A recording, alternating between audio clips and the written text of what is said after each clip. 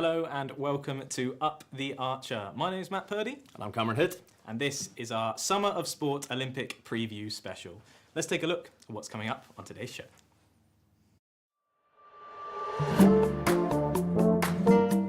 96. But this year at the Paris Olympics 2024 sees the introduction of a few new sports. So that was 2 years and then I would go to America.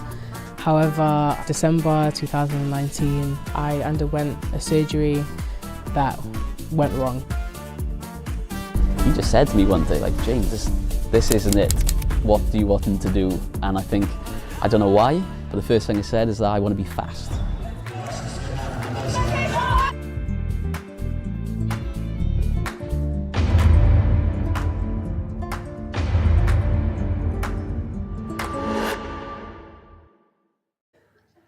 Wow, there's so much coming up on today's show. Not to mention all the guests we've got coming in. I mean, Sarah Wagstaff and James Thie are going to be here too, and it just gets you so in the mood for the Olympics. Oh, definitely. I mean, it's just the best occasion. The top 0.1% athletes in the world, all in one place, everyone around the world watching. It's just the best. I just love it.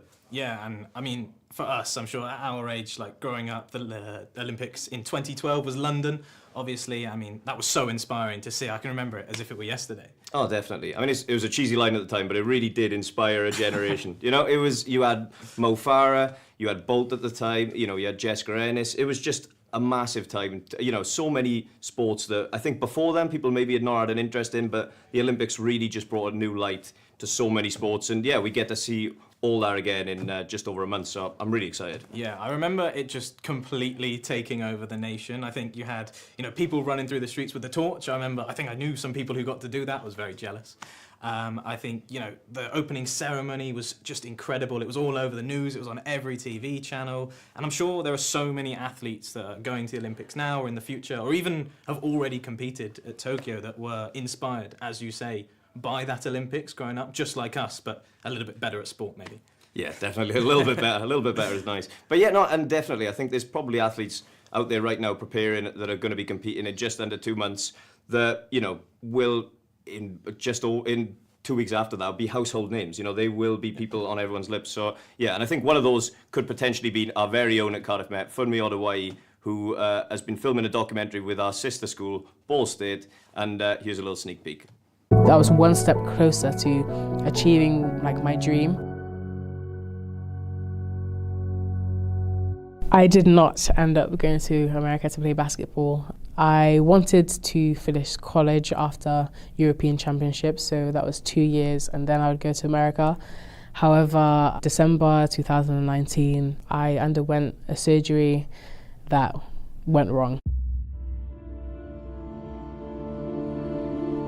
I didn't really think too much about the surgery because the surgeon that's done it multiple times. It was all planned out, so I had nothing to worry about. I was in safe hands with one of the best surgeons in the UK. I had knocked knees beforehand, which means my knees were going in a little bit and it was causing me joint issues whenever I'd play basketball. So it was just like a routine procedure. I was meant to go on both knees. They damaged an artery at the back of my knee, which then delayed the blood flow to my leg, meaning my leg was dying.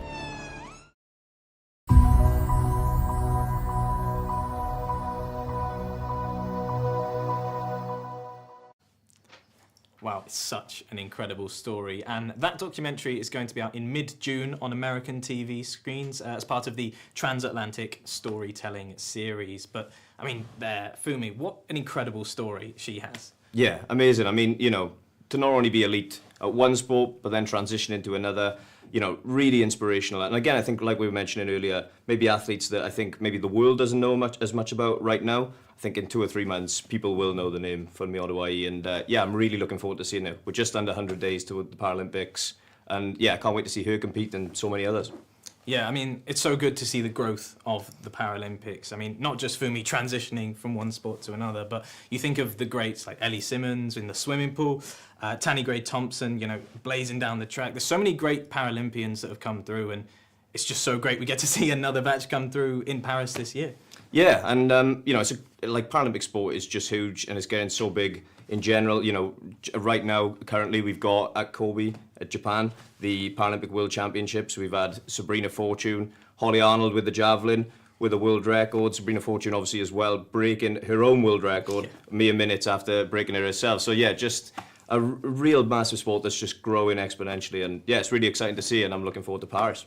Yeah, and parasports, not just big in Paris, easy for me to say, but also here big on campus. I mean, we've got our fantastic wheelchair basketball program here with the Archers, which is incredible. And one of those stars is Jade Atkin, who is a hopeful for the Paralympic Games this summer. So we sent our reporter Ben Peris down to talk all things wheelchair basketball.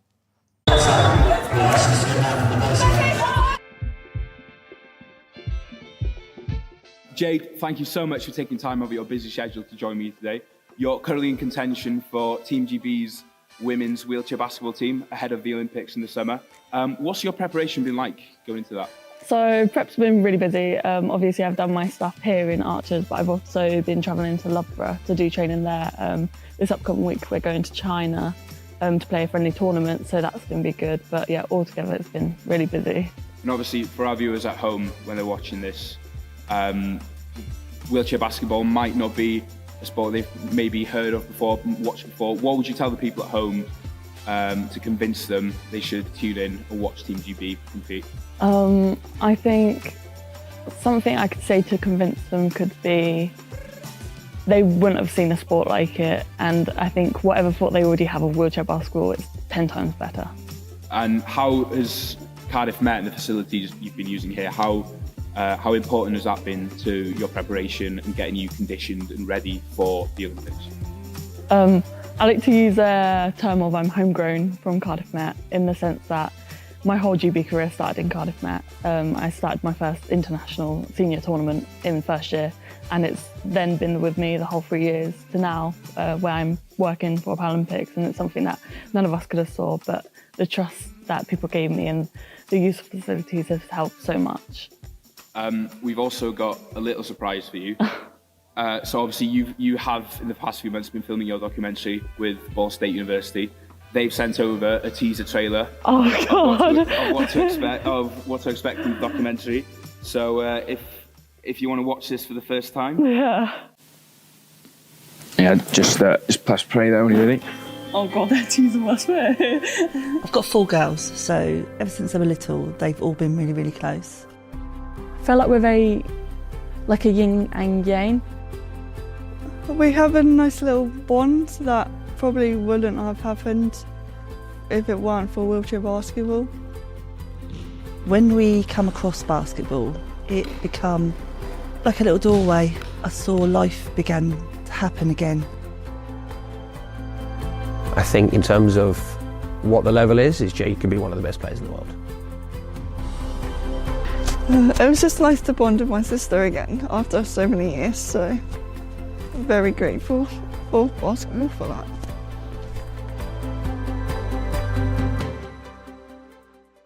That looks sick. So initial reactions. It looks so good so far. Oh my God. Are you excited to see it? Oh, see so the end product? excited. Yeah, that's so cool. It'll be out in the next few months. Obviously, we're as excited as you are. We've got a few other athletes. We had James Ledger. We had Linda Leap Davis. But yeah, Jade, thank you so much for joining me.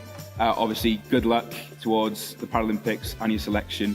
I've got every faith that you will be one of the archers competing out there in Paris. Thank you very much. Thank you.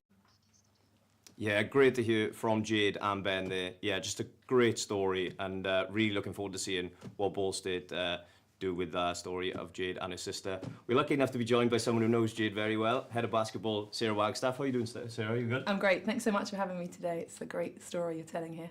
No worries. Can you tell us a little bit more about Jade's background and how she got involved in the wheelchair programme? Yeah, well, I think, in the transatlantic storytelling, you're going to learn so much more about Jade prior to coming to Cardiff Met and her relationship with her sister. And, she's been playing wheelchair basketball for a while now and got into it because of her sister. But she joined us as an undergrad with the inception of the high performance partnership that we have with British Wheelchair Basketball. So she's just completed her 3rd year with us. And in those 3 years, she's just rocketed in terms of her performance, and the support staff we have around her, everything we have here at Cardiff Met has just really, I think, amplified her potential on the world stage. Yeah, and we see Jade speaking there, and she talks about wheelchair basketball, so physical, such a good sport, there's nothing like it. What makes wheelchair basketball so good? Well, I'm really new to the game, to be honest, and actually the 3 years I've learned so much about the game, and I think it is intense, it's so physical, and the players are just so skillful. I've sat in a chair opposite Jade and was scared because she's so quick, so powerful, so strong. But if you watch the game, you can just see it's different to the running game. There's a lot of similarities in terms of the court dimensions and the rules and regs.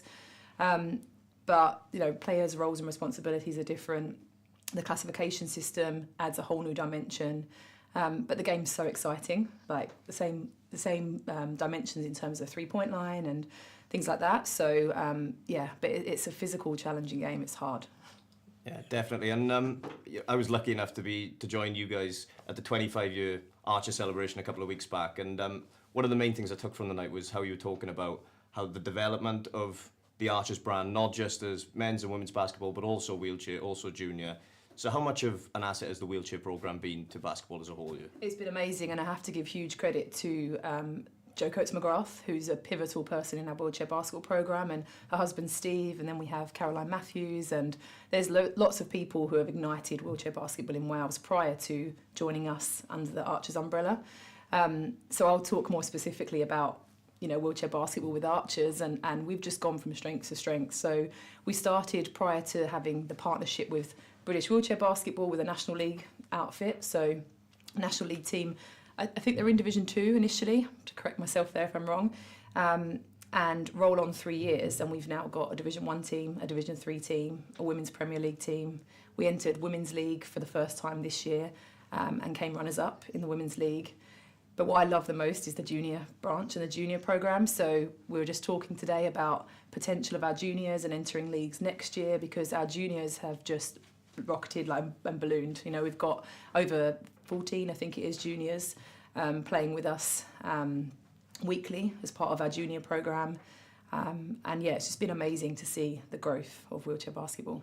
Yeah, and just finally, before we move on, obviously we're really hoping Jade gets selected for Team GB this summer, but is there anyone else on campus we should be keeping an eye out for in the basketball programme for the Olympics or Paralympics? Yeah, I think for me, looking at our WPL team, our Women's Premier League team, and we've got some really talented athletes in there, and Katie Morrow is one I think also is in with a great shout, and I'd love to see Katie make that roster. Katie actually was in the Paralympics when she was 16, I do believe, and part of her journey, kind of had some time away from the sport but came back in, and we were very fortunate that Katie joined us with our team.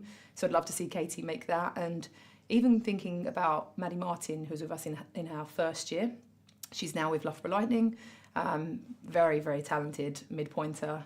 So I think there's a couple of people that have been part of Archers that I'd love to see make that team. Oh, it's so good. It's so exciting. I'd love to sit here and talk basketball all day with you, Sarah, but unfortunately we do have to move on. Thank you so much for coming on. But basketball is not the only sport to get excited about this summer, and I've been around campus finding out all our Archers, past and present, who have got their eyes set firmly on Paris. The sun is shining, the sky is blue, and summer is on the way. We're all looking forward to the Olympics and Paralympics this summer, so let's take a look at all the Archers hopefuls that are trying to make a name on the world stage. Let's start right here on the athletics track, where ex-Archers such as Joe Breyer, who's a European gold medalist, by the way, will be hoping he can go one step further and make it big in Paris. Joining Breyer on the Archers Olympic hopefuls list is Jeremiah Azu. The sprinter has blazed to 100-metre victories in the British Champs and European Under-23s and is no doubt a strong contender for a GB jersey. Let's see if he can go all the way in Paris. And from the track to the field, catch Kincoid campus stars Funmi Oduwaye and Aled Sean Davis this summer in the Paralympics as they try and throw for the gold medal. Now, if basketball's your thing, don't worry, the Olympics has you covered. They've got 5v5, 3v3, and even some Archers hopefuls as Jade Atkin goes into the wheelchair basketball. So I went to the Olympics in 2012, so that was obviously hosted in London. So I represented Great Britain, and yeah, it was just a really nice moment. And then obviously getting to compete on that big stage was really special. Quite exciting to see the 5x5, but also the up-and-coming 3x3, because obviously in Tokyo that was the first time that 3x3 had ever featured. So to see that sport now into its next Olympic Games, it's going to be really interesting to see how those nations get on. When you think about it in comparison to other World Cups or championships, you just think there's nothing quite like it. So I think it's probably the biggest event in the whole world. Now, Rugby Union and League will not be at the Paris Olympics, but don't worry, the Sevens will be there for all your hard-hitting, fast-paced action. And it wouldn't be rugby if Cardiff Met weren't involved. Archer's Director of Rugby, Gareth Baber, has been invited back by Fiji to take their Sevens team for potential gold glory. He won gold last time in Tokyo, and he'll be trying to make it 2 from 2 this time round. One confirmed Olympian is ex-Cardiff Met boxer Rosie Eccles. She's the Commonwealth gold medalist and will be fighting for glory in Paris. Well, there we have it. So many archers, past, present and future, all representing Cardiff Met at the Olympics. We're all looking forward to it. I'm sure you guys are too. So until then, up the archers. Yeah, good to see more of you, Matt. Been a busy boy. Yeah, I was out in the sun, so I thought I'd put on my summer clothes for our Summer of Sport preview, and it seems like I brought the rain with me today. But enough about me. I'm delighted to say right now, joining in us in studio is, and let me get this right, it's Team GB, commentator supreme, it is coach and all-round Cardiff Met athletics legend, it's James Thie. How you doing, James? I'm good, Matt. Thank you very much for having me, guys. Awesome. Not a problem. And let's dive straight into it. I mean, how big is the Olympics for athletics? Because I feel like there's World Championships for a lot of sports, that's the pinnacle, but it feels like for athletics especially, the Olympics is just that next step. Yeah, the Olympics is what people remember, and think back to your childhood and those kind of famous and infamous kind of performances on the track. For us, the ancient games were all about track and field, and so for us, every 4 years, as you said, we have world champs, Commonwealths, Europeans, and there's Europeans in Rome in a few weeks' time. But it'll be the Olympic Games that millions turn in for. Athletes, that's their pinnacle. But it's just so great after what was a strange Olympics 3 years ago. It feels odd. It's been such a quick turnaround, but it's a good turnaround because those games in Tokyo without fans, it wasn't really the Olympics that we know. So I can't wait to see people watching on the streets, so the likes of the marathons and the road races, for example, but in the stadium, packed stadium, that's what we need back in the Olympic Games. Yeah, and how is it sort of being, you mentioned the atmosphere, being in amongst it, that's what always encapsulates me with the Olympics. It feels like this small community that sort of spans through so many countries. How is it being in and amongst all that? It's any global championships where people are coming from every country is amazing. Obviously, you've got a huge amount of people travelling far and wide to be there, and that adds to it. Obviously, you just got the people in the stadium, but outside, but in terms of atmosphere, in terms of kind of meeting people from different walks of life, different places, and that's what's special about global championships is. And as an athlete, I was lucky enough to experience it, like to the Commonwealth Games, where you're walking around, and it's not just athletics in the village, for example. Obviously you've got all types of sports, and obviously you're part of your own kind of country, and there's a real pride for that as well. So yeah, I think those athletes that some have booked their places already, but others for the British Athletics Championships in a few weeks' time, that's when they're going to get the nod or not. Yeah, and you've got your fantastic Team GB jumper. Had to be done. From Tokyo 2020. Yeah. You went out there as a coach. Yes. I mean, how good is it to be involved in that setup and just to be involved as a coach in a general, whether it is at the top level with the elite athletes or even just here on campus with Cardiff Met students, as you can see some pictures of you coaching there. So yeah, I spent a lot of time in the holding camp, which for people that don't know is when athletes qualify in athletics, they go and acclimatise, but they also get ready in kind of mindset and training sessions ready for the game. So it's about 3 weeks, 4 weeks out of the games. So it's a real kind of delicate part where not all athletes, coaches can be there. So you're in charge and entrusted to look after these athletes. And the first athlete I had when we stepped off the plane for the holding camp 3 years ago was Keely Hodgkinson. who ended up getting an Olympic silver medal. But her coach, Trevor Painter, a really good friend of mine, wasn't able to be out there for her first session. So it's like, James, you're going to take the first session. And you suddenly go, okay, yeah, I'm ready for this. But there's a huge amount of pressure. It was 30 degrees in the stadium, humidity through the roof. And you're watching an athlete train and you're seeing their heart rate shooting up. And like anyone will know that there's a point when you hit heat, and you start overheating, that you can get a benefit of a session, yes, maybe, but you can also overcook. And if an athlete overcooks themselves in that first session, it could be disaster. It could almost be an Olympic medal thrown away in the first session. Who was looking after her? Oh, James Thie was. But so had to make a call. She cut the session smart, give her a little bit of a, kind of dropping some hints in and kind of getting the athlete to make some good informed decisions. But it's things like that are kind of hidden away, and other things where Jake Hayward, who I coached in Cardiff for a number of years, was in the Olympic team, and we were on bikes pacing. And if you're pacing someone in an 800-metre time trial, you've got a runner behind you and you're on a bike, so you can't see much, but you're talking about fractions of seconds that you have to pace to get it right. And I think I paced it within 100th of a second for 2 laps on a bike. But again, you kind of you're very cool and calm about it. You then walk off into kind of out of sight and you literally collapse on the floor. It's a bit like that, where there's so much kind of hidden kind of emotions and hidden kind of tension as a coach. You can't show that to the athletes because you don't want them to feel like there's any bit that you're unsure or you're nervous yourself. You've got to be cool, calm, but hidden away. You worry like anything. You just don't want to screw it up. You want to make it as easy for the athletes, so they step onto the track in training and train well. But then more importantly, they go into the Olympics confident and make finals and get medals. Yeah, and finally, obviously Paris, just under 2 months now. Yeah. Who in particular should we be looking out for? Well, I think Keely, as we just mentioned, having been silver medalist 3 years ago, there's some superstars coming through. Obviously, KJT, Katrina Johnson-Thompson, we'd love her to, come back and win the Worlds, to get after winning the Worlds, win the Olympics. But the great thing is there's, a few stars, there's a couple of superstars that I think are on the kind of cups of becoming big global names, and I think the Olympics will be for that. The US, they've got some stars like Noah Lyles and a few others, but the British team, I think there's a few that are bubbling, and especially in the distances. I think that clash in the 1500 where we've got Josh Kerr, the world champion, up against Jakob Ingebrigtsen, the formidable Norwegian talent. But then we've got Jake Whiteman, who won the World Championships in Oregon before that. So we've got 2 British athletes that could potentially go 1-2 on the podium and spoil the Norwegian party. So, and that being my event, I can't wait to watch that. Yeah. Oh, there's so much athletics going on. There's sport everywhere this summer. So, James, thank you so much for coming in to join us. Yeah, and from one coaching superstar to another, our very own Director of Rugby Systems, Gareth Baber, caught up with Rhys Williams this week to talk about preparation for Fiji in Paris 2024.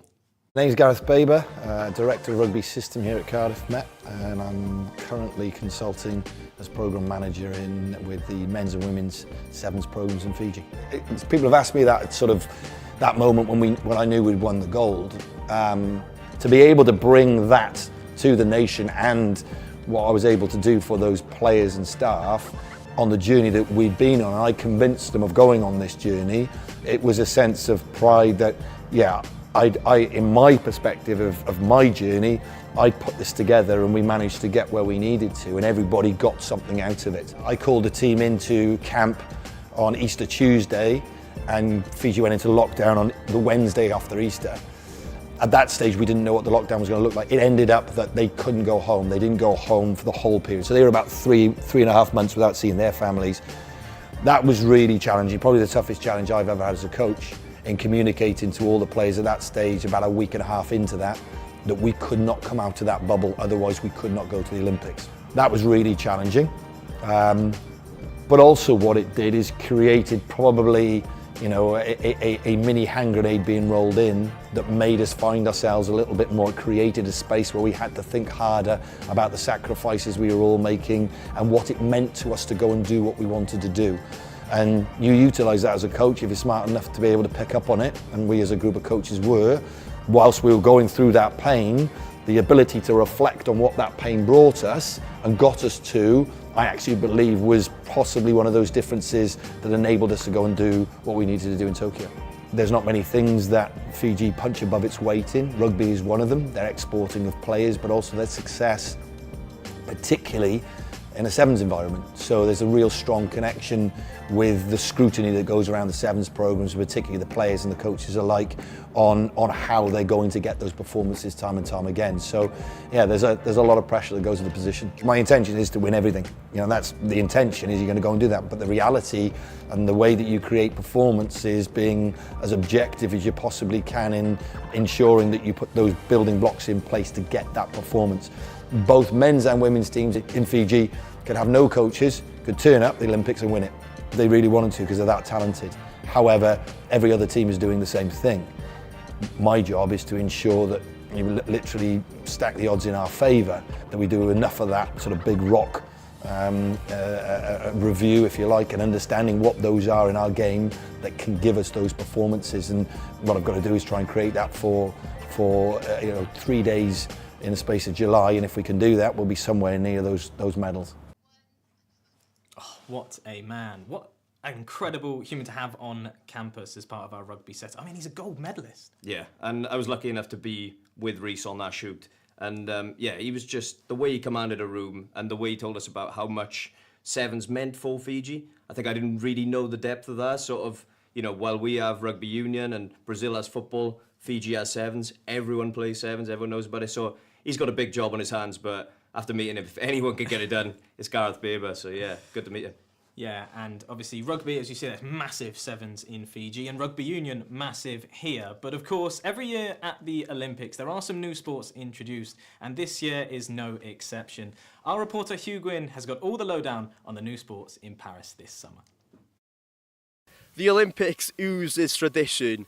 The marathon embodies that. There's been a marathon at every single Olympics since the Athens Games back in 1896. But this year, for the Paris Olympics 2024, sees a few new sports being introduced and a few sports making a comeback.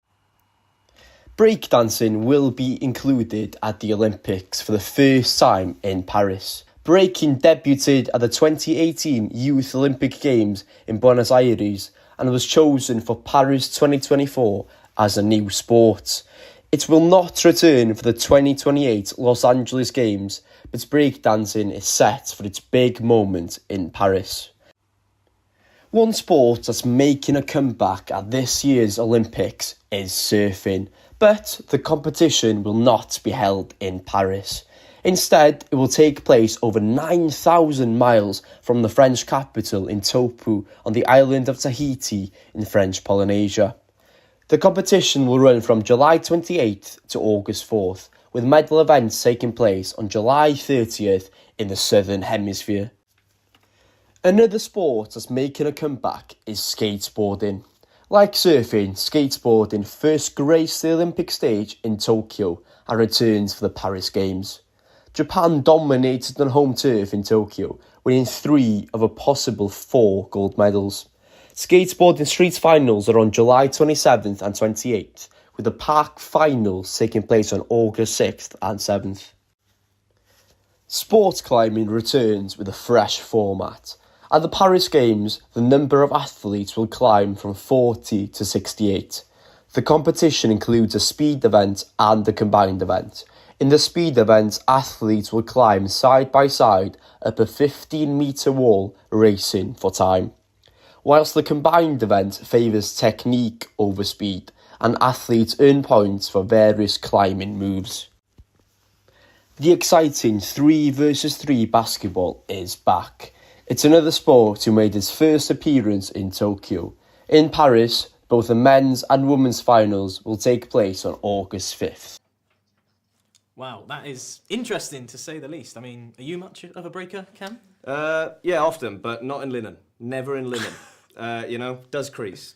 Crease. But yeah, really, it's so exciting though. There's so many different sports. You know, that is what's so good about the Olympics, is there is something for everyone, and even breakdancing now. Yeah, I mean, as you say, there's plenty of athletes on this campus. Not loads of breakdancers, at least not us two, but 2 of those exceptional athletes that have represented Wales and Team GB are Harrison Walsh and Aled Sean Davis. And our man Steph Leonard had a chat with them about what it's like to represent their country. The skyline. Well, he's added almost a metre to his first round effort there. Harrison Walsh. And this guy was a brilliant rugby player before an injury. See, that does look so much further than it actually was. I knew I kind of hit one that was good in that. I just knew I needed to go 50 plus, and that would have done the job. It's not how I like to do it though. You know, where you just do it, you do enough. I really hate it. I wanted to. If I'm honest, I wanted to go further than everyone. I felt like I was that's what you were. in nick to do, and even beforehand, I know we're teammates and we're training partners now, but before we both wanted to beat each other. What's really interesting is how different we both are. Obviously, throws wise, totally different. That's also that's our disabilities, but also just preference in terms of the way that we throw. Oh, there we are. This is our podium. Yeah. There you go, giving it a bit of beans. Thing is, I did that first, right, and then you go and do it. So you're on the top step. It looks so. What was your thoughts on being integrated? Now we've been on the para side. I really liked it because I think it's special for us to compete for Wales. And then obviously, you've bloody sung this umpteen times before you've played a game, right? Yeah, that's true. I grew up dreaming of that moment, of getting the chance to be able to hear him having had that, because he was always bloody God Save the Queen. Or yeah, that's true. Yeah, I think that's the real, the real special thing about competing in the Commonwealth Games, and that's why we get a chance to compete for our country, and as great as it is competing in the Paralympic Games, actually being able to represent Wales is so special. I reckon population-wise, we probably have the strongest para-athletics. Oh yeah, I think we would, team in the world. But yeah, I think we'd have one of the most competitive, for sure. 100%. I think we definitely would. Yeah, that's the thing, right? Para-athletes, so big part of the Welsh. Well, we were the guys who won the medals. The 3 medals were the 3 para-athletes and the para-athletics. Yeah. I think that's just. Yeah. That shows the legacy of, and how strong that Welsh contingency is at the moment within para. I think if you had a para Commonwealth athletics more substantial, we'd have a hell of a we'd do lot some more damage. We definitely would. The nicest thing about this is that I haven't seen any of these. This has been really, really cool to see them, and especially the video of us on the podium singing badly, but singing nonetheless. Yeah, is I was so in the moment and present and enjoyed it completely. Yeah, I didn't need to see it again because I still remember that feeling of being there, and that's what's so special to me. So it's nice to get that again, but I won't ever forget that feeling.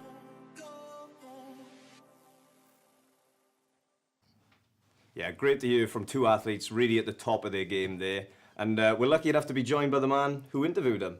Team Wales' very own Steph Allen-Leonard. How are we doing, Steph? Yeah, good, thanks. You made me sound like an athlete there, which I'm certainly not.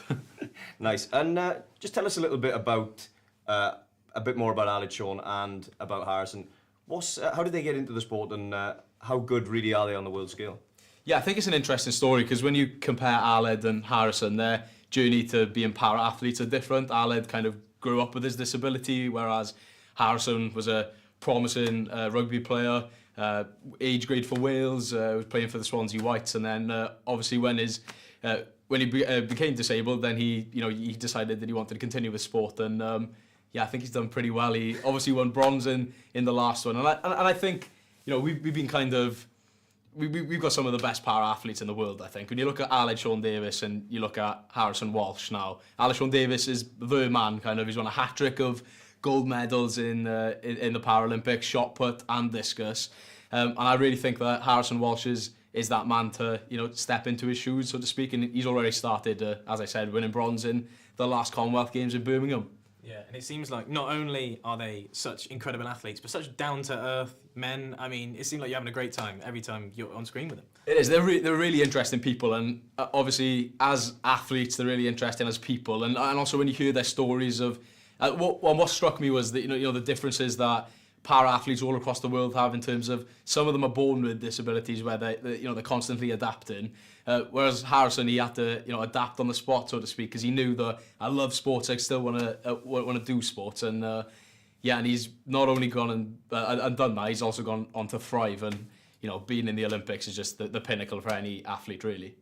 So elsewhere now, who do you think we should be looking at in Wales in the Paris 2024 Olympics? Yeah, well, the one person I want to really put a spotlight on really is Anna Hersey, the table tennis player. So she was chosen in 2018 for the Commonwealth Games, and she was 11 years old when she was chosen.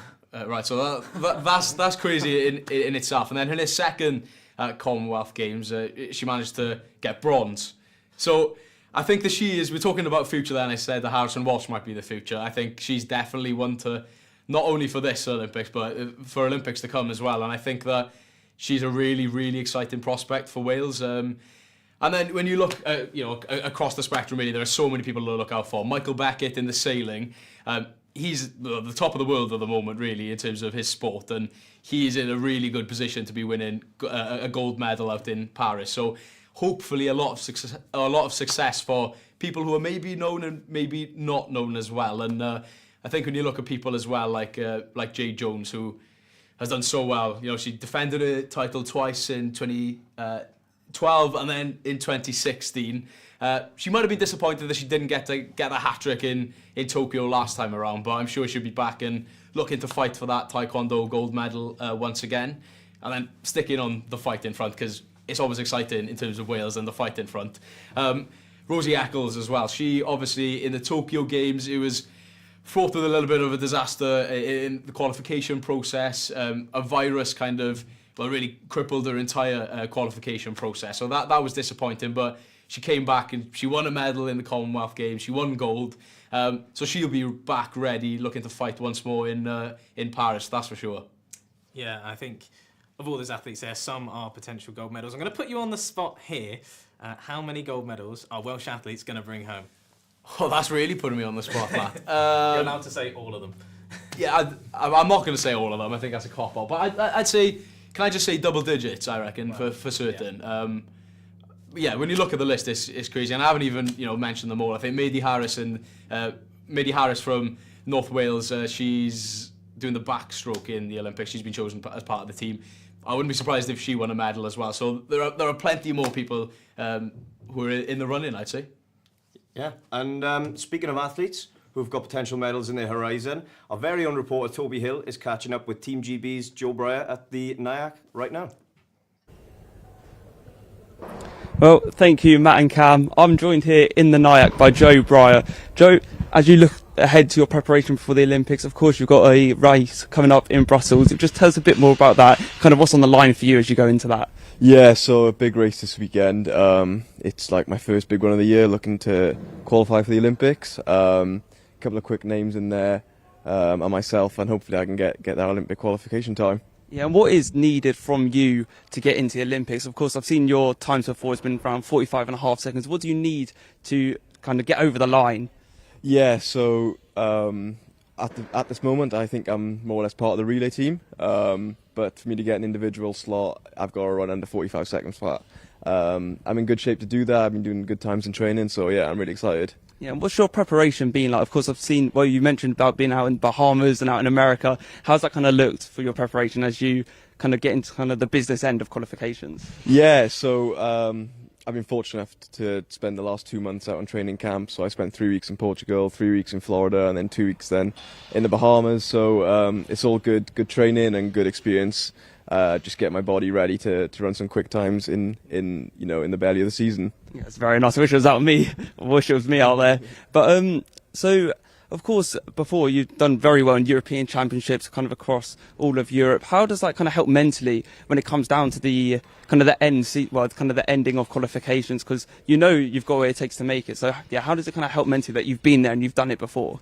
It's just good for me knowing that I can beat these really quick guys, and I know I can run quick myself. So just by beating them, getting good head-to-head wins, and putting myself high up on the rankings is all good for the selection, really. Yeah, and of course we're back here in the NIAC here at Cardiff Met. What does it mean to be back here to train? Because obviously you've studied here, you've trained here before, you've been out kind of, as we mentioned, across all of the world training. But what's it like being back here, back at Cardiff Met? You know what? The facilities here are absolutely brilliant. Like, I've been here since 2017 now. There's a reason why I stayed after finishing my degrees, just to train here, because we've got all brilliant indoor training centre, we've got the outdoor track, you got the pool, you got all this fitness centres and everything going on. So it's brilliant. I think the staff here are very accommodating as well. So yeah, I love it. Yeah, and you mentioned earlier about how, because you've kind of been in the running fold now for quite a while, how you know the people you're coming up against, you've raced against them before. Is there anyone particularly that stands out for you as you go into the qualifications and hopefully for the Olympics as well? No, not really. I take every competitor as the same. You know, I'm always on the start line to win the race. I never look at someone like, oh, you know what, they're going to beat me today. You know, I'll let them have it. So no, I'm always standing in the start line, and whoever's in the race, it could be the world champion, could be Olympic champion, could be world record holder. I don't really care. You know, I'm there to try and win and try and beat them as much as they are trying to beat me. So yeah, that's the mindset I'm in. Yeah, and of course you're not the only Olympic hopeful in your family. Your sister as well is a runner. How is her preparation going? And I know you mentioned it might not be the year for her with the Olympics, but as a whole, kind of how's it going for her? Yeah, it's going all right. She's training well. She moved up to the 400s, I think 2 years ago now. So she's really enjoying it, and you know, it's a new experience for her. Hopefully in the next couple of years she can make the jump to reach, hopefully in a World Champs or Olympic Games. But no, it's exciting times for us both. Brilliant. Thank you, Joe, for joining us. Of course, everyone here at Cardiff Met wishes you the best in the qualification, hopefully for the Olympics as well. So back to you guys in the studio. Oh, thank you so much, Toby. Great to see Joe Breyer there, one of Team GB's up-and-coming athletes, you know, just training on campus. Yeah, I know. We've been so lucky this year to see so many top athletes just training, you know, all around campus, in Nyack, on the rugby pitches, and yeah, it just gets me so excited for the upcoming Olympics. Yeah, and although you mentioned the upcoming Olympics, now let's visit some of the previous Olympics, because as part of Transatlantic Storytelling, our partners at Ball State interviewed the absolutely fantastic, the legend that is Lynn "The Leap" Davis. There were new frontiers to conquer. We've had great athletes before from Great Britain, but none of them have ever become Olympic, European and Commonwealth champion.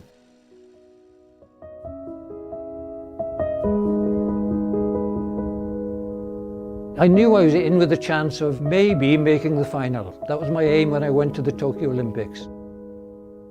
The important thing in the Olympic Games is not just the body, but the mind.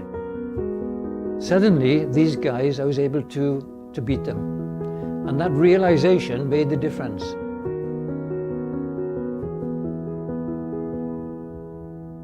I'm a great believer in the value of sport, because what else can we hand on to the next generation which has so much value that sport can offer?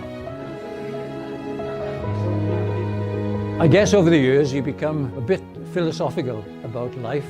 You've inspired me. Inspired me now.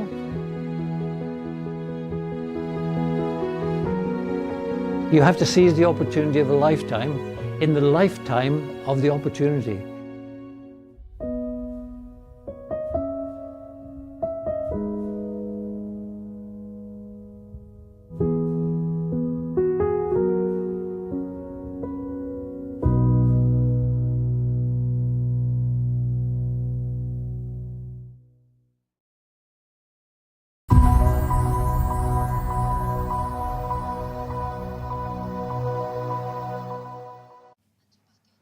What a great trailer, Matt. Great to hear his story. And yeah, that finished product will be done by Ball State at around mid-June. So yeah, really excited for that. We were lucky enough when he came in to meet him. He showed us his gold medal. It was yeah, a great experience to, you know, sort of be a witness to an athlete who is that historically massive, you know? Yeah, I think of all the athletes Ball State worked with, I mean, I'm excited for all of the trailers we've seen today, but Lynn "The Leap", I mean, he just speaks so well, and you know, gold medalist at the Olympics. He still remembers everything so clearly. He still has so many photographs of people he met and letters people wrote him. I mean, he's just an incredible human. Yeah, definitely. And, you know, we saw Joe, you know, there at the Nyack, and now while athletes, are, you know, we really do have some brilliant athletes on the campus, but sports science has grown so much. Back then when he was, you know, at his best, you know, things weren't as developed. He really was just a raw and just complete animal and an athlete. So yeah, it'd be brilliant to hear his stories. Yeah, looking forward to that one. But unfortunately, Cameron, that's all we have time for on today's show. Thank you so much to all of our guests who came in, to Joe Breyer, who was live down at the Nyack as well. And yeah, that's been our Olympic Summer of Sport preview show. Thank you so much for watching at home. And thank you so much for watching over the whole year, because this, unfortunately, is our last show as a cohort we'll be doing together. But don't worry, a new cohort will greet you next year even. They'll be back for all your Bucks live sport and your Up the Archers as well. So until then, it's bye-bye from us. And here's your last sneak peek of transatlantic storytelling. It's James Ledger. Knowing you were different from a very young age made me feel extremely lonely, and it kind of made me feel like I couldn't speak to anyone, because how could I describe what I can see when I don't know what it's like to see? It wasn't really until I found my true sporting journey that's when my life started to change. My dad was just tired of seeing me sit on a bench and not kind of realising my own potential. So he just said to me one day, like, James, this isn't it. What do you want to do? And I don't know why, but the first thing I said is that I want to be fast. From that moment on, I slept, ate, and breathed athletics. Elite sprinting is difficult enough when you have all the visual feedback that a normal person would have. For James to be able to do all of those things without any of that visual feedback, of even just where the ground is, for me is phenomenal. It takes a lot of guts to sprint hard flat out into the pitch blackness, and I think he demonstrates his courage by doing that. There's been some huge moments in my life, and I've been lucky enough to travel the world through the sport I love. I still go through days now where I wake up and think, why me? But then when I'm on track, I think, this is why. Because I know I can't do all these things, but I can do this.